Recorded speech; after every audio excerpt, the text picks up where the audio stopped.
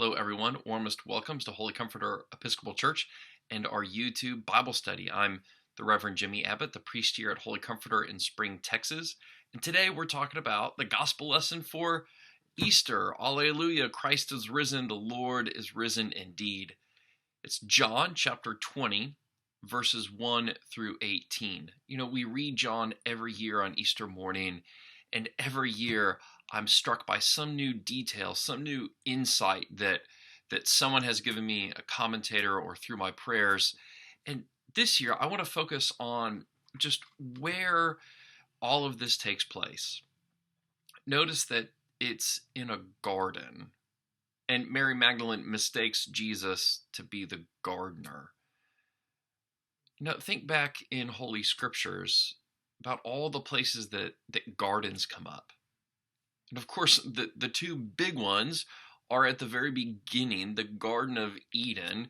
And so we'd have to say where life began in the Holy Scriptures was in a garden. And here life is renewed, reconstituted. There is resurrection life in the garden.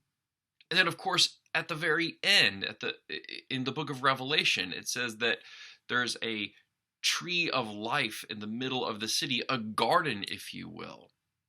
So that these natural places are signs in which God is doing something extraordinary, something creative.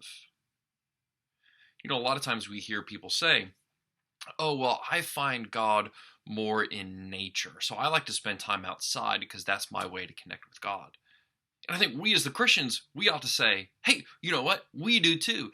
In fact, it's in our Holy Scriptures. It's right there at the core of everything.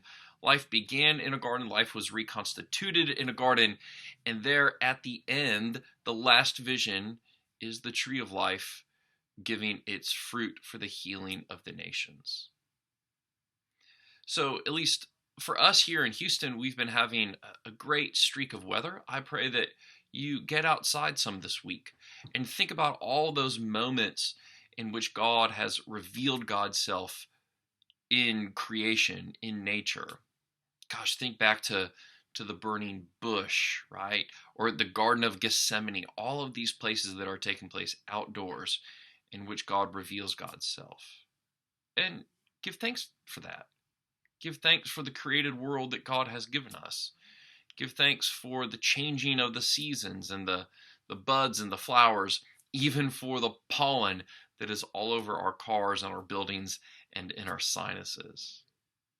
Again, thank you so much for joining me. Happy Easter.